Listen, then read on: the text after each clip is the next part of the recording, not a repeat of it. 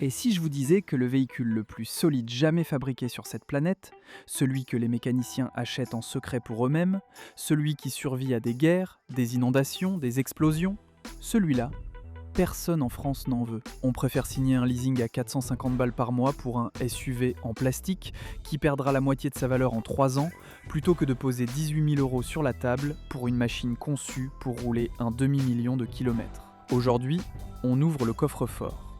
On parle de 3 pick-up que tout le monde ignore en France, et pourtant, dans les ateliers, chez les mécanos qui ont les mains dans le cambouis depuis 30 ans, ce sont exactement ceux-là qu'ils conduisent le week-end. Pas des berlines allemandes, pas des crossovers à écran tactile, des pick-up, des vrais. Le truc, c'est qu'en France, le pick-up a une image bizarre. On pense aux fermiers texans, aux gars en chemise à carreaux qui roulent avec un fusil derrière la banquette. Sauf que cette image, elle est complètement à côté de la plaque. Le pick-up, c'est avant tout un outil. Un véhicule conçu dès le départ pour encaisser ce que la route, la boue, le temps et les kilomètres lui envoient dans la figure. Quand un ingénieur dessine un SUV urbain, il pense à la douceur de l'amortissement sur le périphérique. Quand un ingénieur dessine un pick-up, il pense à une piste défoncée au milieu du bush australien à 50 degrés, avec une tonne de matériel à l'arrière et pas un garage à 300 km à la ronde. La philosophie de conception, elle est diamétralement opposée. Et c'est exactement pour ça que ces engins durent aussi longtemps. Mais avant de plonger dans les entrailles mécaniques de ces 3 monstres, il faut qu'on parle d'un truc que personne ne vous dit. En France, un pick-up double cabine de 5 places est classé véhicule utilitaire. Pas véhicule de tourisme. Véhicule utilitaire. Ça veut dire quoi concrètement ? Zéro malus écologique. Vous avez bien lu. Zéro. Pendant que votre voisin paye 15 000 € de malus sur son gros SUV thermique neuf, vous, avec votre pick-up, vous passez à la caisse avec un grand sourire et 0 centime de pénalité. Pour les professionnels, c'est encore plus beau. La TVA est récupérable. L'amortissement fiscal est possible. C'est un avantage que les comptables connaissent très bien, mais que le grand public ignore royalement. Et même si vous êtes un particulier, même si vous ne facturez rien à personne, le simple fait d'échapper au malus, ça représente une économie de plusieurs milliers d'euros au moment de l'achat. Des milliers d'euros qui restent dans votre poche au lieu de partir dans les caisses de l'État pour vous punir d'avoir choisi un moteur diesel. Alors oui, on va parler consommation, on va parler confort, on va être honnête sur les défauts. Mais gardez ce chiffre en tête, parce qu'il change complètement l'équation financière. Commençons par celui qu'on surnomme l'indestructible. Et ce surnom, ce n'est pas un journaliste automobile qui l'a inventé après un essai de 3 jours sur autoroute. C'est Toyota eux-mêmes, le Hilux. 8 générations depuis 1968. Plus d'un demi-siècle de production ininterrompue. Réfléchissez à ce que ça signifie. En 1968, on marchait sur la Lune l'année suivante, les voitures n'avaient même pas de ceinture de sécurité obligatoire. Et Toyota lançait déjà un pick-up pensé pour les conditions les plus brutales de la planète. 56 ans plus tard, le Hilux est toujours là. Et il est toujours construit sur exactement la même philosophie. Robustesse d'abord, tout le reste ensuite. Le châssis, parlons-en. On n'est pas sur une structure monocoque comme dans une berline ou un SUV classique. Le Hilux repose sur un châssis en échelle, c'est-à-dire 2 longerons parallèles reliés par des traverses, comme une échelle posée à plat sous la carrosserie. C'est la même architecture qu'on retrouve sur les camions, les engins de chantier, les véhicules militaires. Pourquoi ? Parce que cette structure absorbe les torsions, les chocs, les déformations, sans compromettre l'intégrité du véhicule. Quand vous roulez sur une piste cabossée avec des trous de 30 cm de profondeur, le châssis en échelle se tord légèrement, absorbe l'énergie et revient en place. Un châssis monocoque, lui, il accumule les micro-fissures, les craquements, et au bout de quelques années de ce régime, il vous lâche. Le Hilux a été pensé pour encaisser 20 ans de ce traitement, dans la jungle ou le désert. Alors les routes françaises, même les départementales les plus défoncées du Cantal, c'est une promenade de santé. Sous le capot, on trouve le bloc diesel 2,8 litres, le fameux 1GDF-TV, un 4 cylindres turbo à injection directe Common Rail que Toyota a développé en interne. Moteur, c'est un monument de fiabilité. La distribution est assurée par une chaîne, pas une courroie. La différence ? Une courroie de distribution, ça se change tous les 100 000 à 160 000 km, et si vous oubliez ou si vous retardez, elle casse et elle détruit votre moteur.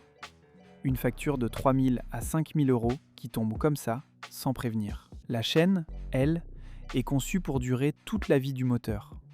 On parle de 300 000, 400 000, parfois 500 000 km sans y toucher. C'est un coût d'entretien en moins, une inquiétude en moins, et un argument massif quand on compare le coût total de possession sur 10 ou 15 ans. Le bloc lui-même est conçu avec des tolérances mécaniques très conservatrices. Toyota ne pousse pas ses moteurs de pick-up à leur limite thermique ou mécanique. Le 2,8 litres sort 204 chevaux sur les versions récentes, ce qui peut paraître modeste comparé à certains concurrents qui annoncent 250 ou 270 chevaux. Mais c'est un choix délibéré. En ne poussant pas le moteur au maximum de ce qu'il peut donner, Toyota s'assure que chaque composant travaille bien en dessous de son seuil de fatigue. Les segments de piston s'usent moins vite. Les paliers de vilebrequin tiennent plus longtemps. La pompe à injection est moins sollicitée. Tout le moteur respire. Et c'est exactement comme ça qu'on atteint ces kilométrages stratosphériques que les propriétaires de Hilux affichent fièrement sur les forums. D'ailleurs, parlons de Top Gear. L'épisode est devenu légendaire. Jeremy Clarkson a pris un Hilux de 1988, un modèle d'occasion avec déjà des kilomètres au compteur, et il a essayé de le détruire. Pas de le casser un peu, de le détruire. Ils l'ont immergé dans la mer pendant 5 heures. Ils l'ont posé au sommet d'un immeuble de logements sociaux qu'ils ont fait exploser à la dynamite. Le Hilux est tombé de 20 mètres dans les décombres. Et après un passage rapide à l'atelier, sans remplacer une seule pièce mécanique, juste en resserrant quelques boulons et en remettant de l'huile, le moteur a démarré. Il a roulé jusqu'au studio. Ce n'est pas une légende urbaine, ce n'est pas du marketing. C'est un test filmé, documenté, visible par tout le monde. Et ça en dit plus long sur la philosophie Toyota que n'importe quel communiqué de presse. En occasion, un Hilux récent, disons un modèle de 2018 à 2020 avec moins de 100 000 km, se trouve à partir de 25 000 euros sur le bon coin. C'est un budget, clairement. Mais comparez ça à la valeur résiduelle. Le Hilux est l'un des véhicules qui décote le moins sur le marché de l'occasion en France. Après 5 ans, il conserve entre 65 et 75% de sa valeur d'achat neuf. C'est un chiffre absolument exceptionnel. Un SUV classique, après 5 ans, il a perdu 50 à 60% de sa valeur. Le Hilux, c'est presque un placement financier. Vous l'achetez 25 000, vous roulez 3 ans et vous le revendez 20 000. Votre coût réel de possession, hors consommation et entretien courant, c'est 5 000 euros pour 3 ans de conduite. Essayez de trouver mieux. Pour les générations plus anciennes, les modèles de 2012 à 2016, on descend facilement sous les 18 000 euros. Parfois même 16 000 euros pour des exemplaires avec un kilométrage plus élevé. Mais sur un Hilux 200 000 km, ce n'est pas un signal d'alarme. C'est à peine le rodage. Si l'entretien a été suivi, si les vidanges ont été faites régulièrement avec de l'huile de qualité, si le filtre à particules a été entretenu correctement, ce moteur est parti pour en faire autant, voire le double. Les mécaniciens le savent. C'est pour ça qu'ils n'ont aucun problème à acheter un Hilux à 200 000 bornes. Ils savent exactement ce qu'il y a dedans et ils savent que ça tient. Le talon d'Achille du Hilux, soyons honnêtes, c'est le confort. On est sur un véhicule utilitaire, pas sur une berline. Suspension arrière est à ressort à lame, conçue pour supporter des charges lourdes, pas pour filtrer les imperfections de la chaussée quand la benne est vide.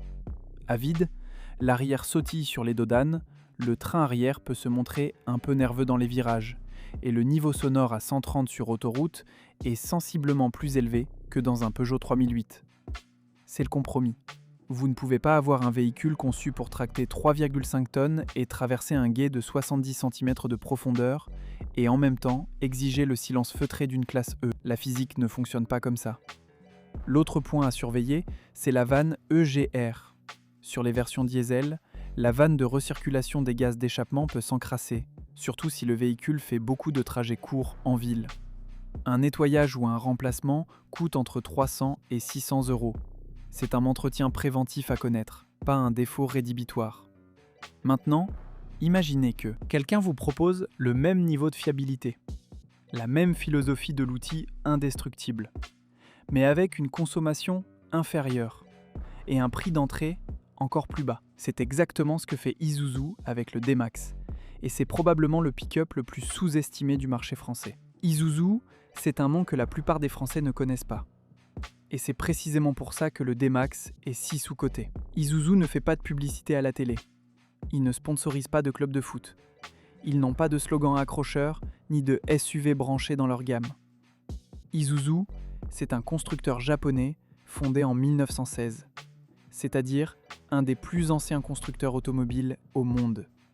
Et ils se sont spécialisés dans une seule chose, les véhicules utilitaires et les moteurs diesel. Pas les berlines, pas les citadines, pas les coupés sport, les utilitaires. C'est leur seul métier, leur seule expertise, et ils le font depuis plus d'un siècle. Quand un constructeur consacre 100% de ses ressources d'ingénierie à un seul type de véhicule, le résultat, c'est une maîtrise technique que les généralistes ne peuvent tout simplement pas égaler. Le D-Max actuel est équipé du moteur 1,9 litres RZ4 ETC, un 4 cylindres turbo-diesel à injection directe Common Rail de 164 chevaux. Et c'est là que ça devient très intéressant. 164 chevaux avec seulement 1,9 litres de cylindrée. C'est un ratio puissance cylindrée remarquable pour un moteur de pick-up diesel. La plupart des concurrents utilisent des blocs de 2,0 à 3,0 litres pour obtenir des puissances comparables. En réduisant la cylindrée tout en maintenant la puissance, Isuzu a réussi un tour de force technique. Le D-Max consomme entre 7 et 9 litres au 100 km en usage mixte. Pour un pick-up de plus de 2 tonnes avec 4 roues motrices, c'est absolument remarquable. On est quasiment au niveau de consommation d'un gros SUV, mais avec la capacité de charge et la robustesse d'un vrai utilitaire. À 1,60€ le litre de gazole à la pompe Total ou Carrefour, la différence entre 7 et 10 litres au 100 sur 20 000 km par an, c'est presque 1 000 € d'économie annuelle en carburant. Sur 10 ans de possession, ça fait 10 000 €. 10 000 €, juste en carburant. Si vous êtes du genre à creuser, allez voir quel moteur équipe certains modèles Opel et Renault ces dernières années. Vous allez tomber sur des blocs Isuzu. Quand des constructeurs aussi importants que General Motors, qui possédait Opel, ou Renault, vont chercher des moteurs chez un autre constructeur plutôt que de les fabriquer eux-mêmes, c'est un aveu extraordinaire. Ça veut dire que ces constructeurs, avec toutes leurs usines, tous leurs ingénieurs, tout leur budget de recherche et développement, ont conclu qu'Isuzu faisait mieux qu'eux en matière de moteurs diesel utilitaires. Quand vos concurrents achètent votre technologie, c'est le compliment ultime. La garantie constructeur du D-Max, c'est 5 ans ou 100 000 km. 5 ans. La plupart des constructeurs offrent 2 ans, parfois 3. Isuzu met 5 ans sur la table. Et ce n'est pas de la générosité, c'est de la confiance. Un constructeur qui n'est pas sûr de la fiabilité de son produit n'offre jamais 5 ans de garantie. Parce que chaque panne sous garantie, c'est de l'argent qui sort de sa poche. Isuzu sait que ces D-Max ne reviendront pas à l'atelier. Et ils le prouvent en mettant leur argent là où est leur bouche. Petit moment honnêteté pour les abonnés de Tour Minute. Et d'ailleurs, si tu nous regardes pour la première fois et que tu kiffes ce genre de contenu, lâche un commentaire en nous disant quel véhicule tu aimerais qu'on décortique dans une prochaine vidéo et pense à t'abonner pour ne rien rater. Donc, côté honnêteté, le D-Max a quelques points faibles qu'il faut connaître. L'insonorisation, pas son fort. Le moteur diesel 1,9 litres est économe, mais il n'est pas silencieux. À froid, il claque comme un vieux tracteur. Et sur autoroute, le niveau sonore dans l'habitacle oblige à monter un peu le volume de la radio. L'habitacle lui-même est fonctionnel, mais pas luxueux. Les plastiques sont durs, l'ergonomie est pensée pour la durabilité et non pour l'esthétique. C'est un outil de travail, pas un salon. L'autre point, c'est le réseau de concessions. Isuzu a un réseau beaucoup plus restreint en France que Toyota ou Ford.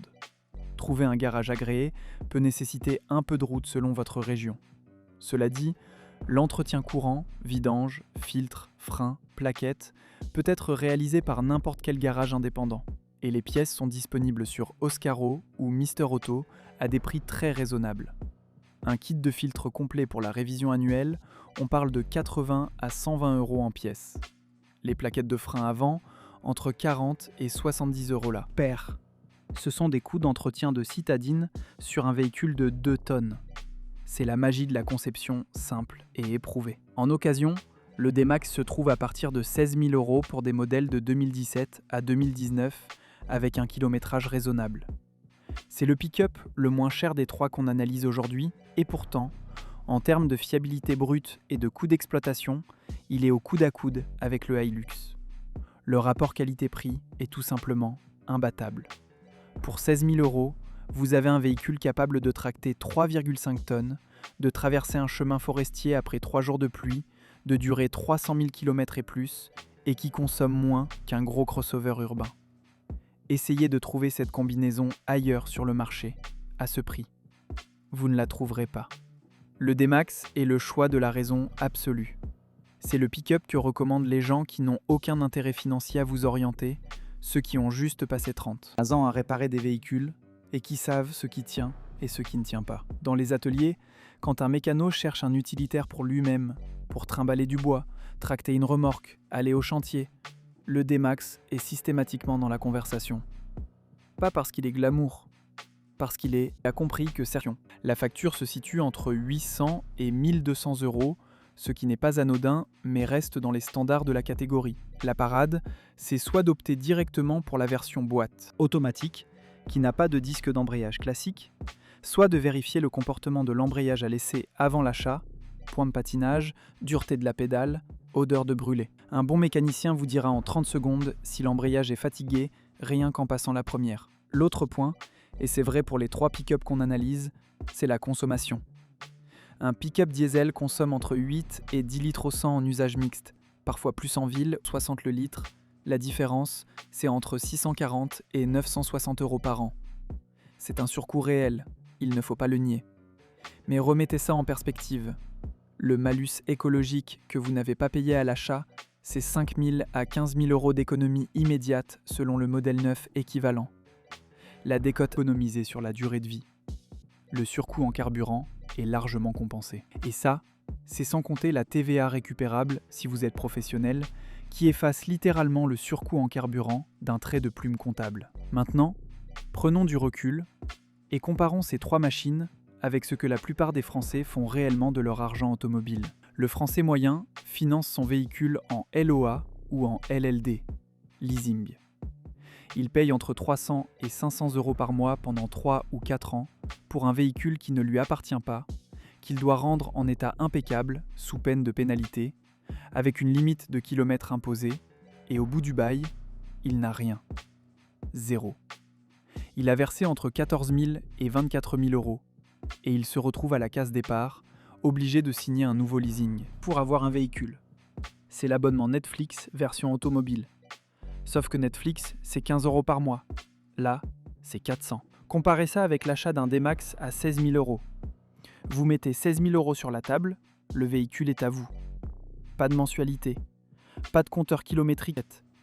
Le véhicule est à vous, point final. Vous le gardez 10 ans, il roule toujours, et si vous décidez de le revendre, il vaut encore 8 000 à 10 000 €. Votre coût réel sur 10 ans, c'est 6 000 à 8 000 €, soit 50 à 67 € par mois. 50 € par mois pour un véhicule tout-terrain capable de tracter 3,5 tonnes et de rouler 300 000 km. En face, le gars en leasing a payé 48 000 € sur la même période et il n'a rien. Rien du tout. L'écart, c'est 40 000 € en 10 ans. 40 000 €. C'est un acompte pour un appartement. C'est 4 ans de vacances. C'est une liberté financière que le système bancaire ne veut surtout pas que vous calculiez. Le premier propriétaire d'un véhicule paye ce que j'appelle la taxe de vanité. Il paye le prix fort pour le plaisir de l'odeur du neuf, du 0 km au compteur et du ruban sur le rétroviseur quand il sort du concessionnaire. 3 ans plus tard, le véhicule a perdu un tiers de sa valeur, mais mécaniquement, il n'est pas mal. Les freins ont encore des milliers de kilomètres devant eux. L'acheteur d'occasion, lui, récupère le diamant brut une fois que quelqu'un d'autre a payé la taille et le polissage. Et sur les pick-up, cette logique est encore plus puissante que sur les voitures classiques, parce que ces véhicules sont conçus pour durer beaucoup plus longtemps. Revenons à la technique un instant, parce qu'il y a un aspect fondamental qui différencie un pick-up d'un SUV moderne et qui explique pourquoi les coûts de réparation sont si différents. Un pick-up est un véhicule mécaniquement simple.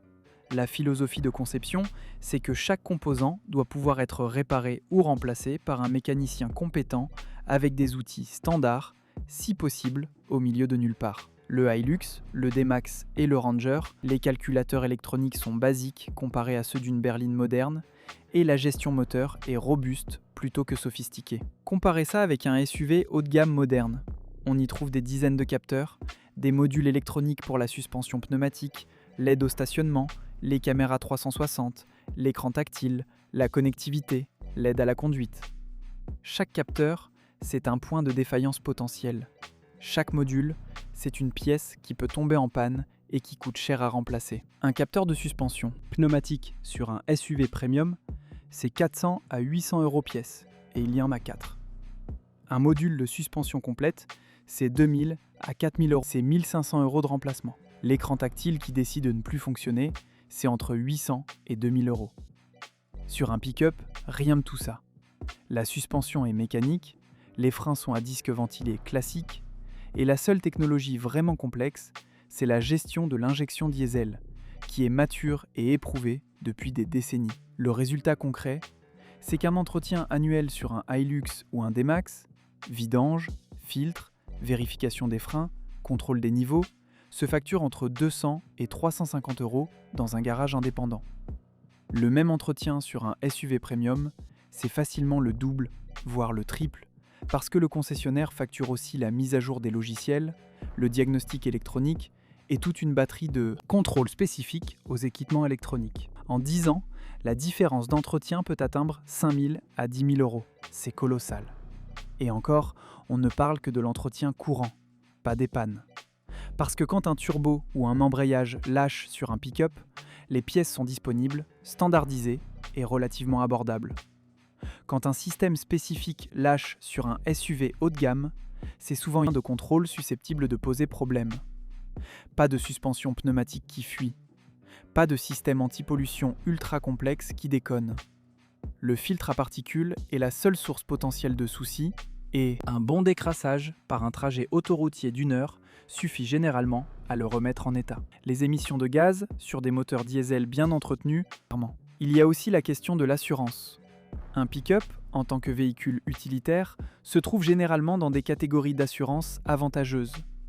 Les primes sont souvent inférieures à celles d'un SUV de puissance comparable parce que le profil de risque est différent. Les conducteurs de pick-up sont statistiquement moins impliqués dans des accidents graves que les conducteurs parce qu'ils ont conscience de piloter un véhicule plus imposant.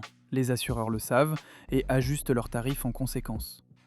La différence peut atteindre 200 à 400 € par an, ce qui, sur 10 ans, représente encore une économie non négligeable. Mais attendez, on n'a pas encore parlé de la question qui fâche. La vie quotidienne en pick-up en France. Est-ce que c'est vraiment viable ? On va pas se mentir, il y a des inconvénients réels.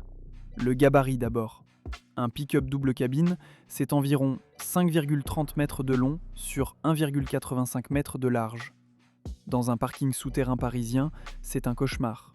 Dans une rue étroite de village provençal, c'est une épreuve. Si votre quotidien c'est le centre-ville de Lyon ou les ruelles de Montpellier, un pick-up n'est objectivement pas le véhicule le plus adapté. Le rayon de braquage est important, les manœuvres demandent de l'anticipation et trouver une place de stationnement devient un sport. En revanche, si vous vivez en zone rurale, périurbaine, ou simplement si vous avez un garage et un mode de vie qui implique de transporter du matériel, des animaux, du bois, des matériaux, alors le pick-up devient non seulement viable, mais carrément logique. La benne ouverte, c'est une fonctionnalité que rien ne remplace. Vous balancez des sacs de terre, des planches, un vélo, un motocross, sans vous soucier de salir un intérieur en tissu. Vous mettez une bâche ou un hardtop et vous avez un coffre fermé de plus d'1 mètre cube. C'est infiniment plus pratique que le coffre d'un SUV pour les activités de plein air, le bricolage, le jardinage ou tout simplement pour aller à la déchetterie sans faire 4 allers-retours. Le pick-up, c'est aussi un véhicule de loisirs extraordinaire. Camping, pêche, chasse, randonnée, sport mécanique, équitation, tout ce qui implique de sortir des sentiers battus et de transporter du matériel volumineux. Avec les 4 roues motrices et la garde au sol de 22 à 27 cm selon les modèles, vous accédez à des endroits qu'un SUV de route ne peut même pas envisager. Le passage en mode 4 roues motrices basses sur le Hilux et le D-Max transforme le véhicule en chenillette, avec un couple démultiplié qui grimpe littéralement n'importe où. Sur le Ranger, le système de gestion de traction offre plusieurs modes adaptés à différents terrains, du sable à la boue en passant par la neige. Ce n'est pas du gadget, ce sont des systèmes de transmission conçus pour des conditions réellement extrêmes, testés dans des environnements où une panne signifie rester bloqué à des dizaines de kilomètres du premier village. Revenons une dernière fois sur la dimension financière, parce que c'est le cœur du sujet. Le vrai calcul, celui que personne ne fait, c'est le coût total de possession sur la durée de vie du véhicule. Pas sur 3 ans, pas sur 5 ans, sur toute la durée de vie. Un pick-up comme le Hilux ou le D-Max, bien entretenu, va rouler 300 000 km minimum. Certains dépassent les 500 000. Prenons 300 000 km comme base conservatrice. Divisez le prix d'achat en occasion par le nombre de kilomètres, ajoutez le coût d'entretien annuel, le carburant, l'assurance. Vous arrivez à un coût au kilomètre qui est souvent inférieur à celui d'une citadine d'occasion soi-disant économique, parce que la citadine, elle aura rendu l'âme à 200 000 km et il faudra en racheter une. Un D-Max acheté 16 000 € qui roule 300 000 km, c'est 5,3 centimes par kilomètre en amortissement pur. Ajoutez 3 centimes de maintenance et 10 à 12 centimes de carburant, vous êtes à environ 18 à 20 centimes du kilomètre, tout compris, hors assurance. C'est le coût de possession d'un scooter pour un véhicule capable de traverser un continent. Le Hilux est un poil plus cher à l'achat, mais compense, par sa valeur résiduelle supérieure. Le Ranger offre plus de confort pour un surcoût modéré. Les trois sont des propositions financièrement intelligentes sur le long terme. Le vrai luxe aujourd'hui, ce n'est pas un écran tactile de 12 pouces, un toit panoramique ou des sièges ventilés. Le vrai luxe, c'est la tranquillité d'esprit. C'est de savoir que votre véhicule va démarrer demain matin, dans 6 mois et dans 10 ans. C'est de ne pas avoir peur de la facture quand vous allez chez le garagiste. C'est de ne pas devoir faire un crédit pour remplacer un turbo ou un calculateur de boîte de vitesse. C'est de posséder quelque chose qui vous appartient réellement, qui n'est lié à aucune mensualité, aucun contrat, aucune obligation. Quand vous avez un pick-up payé cash, sans crédit, sans leasing, vous êtes libre. Libre de rouler autant que vous voulez. Libre de transporter ce que vous voulez. Libre de revendre quand vous voulez, au prix que vous voulez. Cette liberté a une valeur inestimable et c'est exactement ce que les banques et les concessionnaires ne veulent surtout pas que vous réalisiez. On résume. Le Hilux, c'est la légende vivante, l'indestructible. Le choix de ceux qui veulent un véhicule capable de survivre à l'apocalypse avec un entretien minimal et une valeur résiduelle en béton. Son moteur 2,8 D4D est un bloc légendaire. Son châssis en échelle est conçu pour durer des décennies et sa réputation n'est plus à faire. Le prix d'entrée en occasion est le plus élevé des trois, mais la décote est la plus faible, donc le coût réel de possession est compétitif. Le D-Max, c'est le secret le mieux gardé. Le pick-up que les mécanos recommandent à voix basse. Construit par un spécialiste centenaire des véhicules utilitaires, équipé du moteur le plus sobre de la catégorie, garanti 5 ans par le constructeur et disponible en occasion au prix le plus bas des trois. C'est le rapport qualité-prix absolu, le choix de la raison pure. Le Ranger, c'est le compromis assumé. Le seul qui peut prétendre remplacer un SUV familial le week-end tout en restant un vrai pick-up la semaine. Son offre de motorisation est la plus variée, son habitacle le plus confortable et son marché de l'occasion le plus fourni en France. À condition de choisir la bonne motorisation, le biturbo 2,0 ou le 5 cylindres 3,2, c'est un compagnon polyvalent et fiable. 3 véhicules, 3 philosophies légèrement différentes. Un point commun, ils sont tous conçus pour durer, bien au-delà de ce que l'industrie automobile moderne considère comme normal. Dans un monde où les constructeurs rêvent de vous vendre un nouveau véhicule tous les 3 ans, ces pick-ups sont des actes de rébellion mécanique, des machines qui refusent de mourir, des investissements qui se bonifient avec le temps pendant que votre voisin regarde la valeur de son SUV neuf fondre comme neige au soleil. Les mécanos le savent. Maintenant, vous le savez aussi. La prochaine fois que vous verrez un Hilux cabossé avec 250 000 km au compteur sur Le Bon Coin à 18 000 €, ne vous dites pas que c'est cher pour un vieux camion. Dites-vous que c'est l'une des meilleures affaires du marché automobile français. Et que le type qui le vend, c'est exactement ce qu'il a entre les mains. Si cette vidéo vous a ouvert les yeux sur un segment que vous n'aviez jamais envisagé, cliquez sur la vidéo qui vient d'apparaître à l'écran. On y décortique d'autres véhicules que les mécaniciens achètent en secret et que tout le monde ignore. On se retrouve de l'autre côté.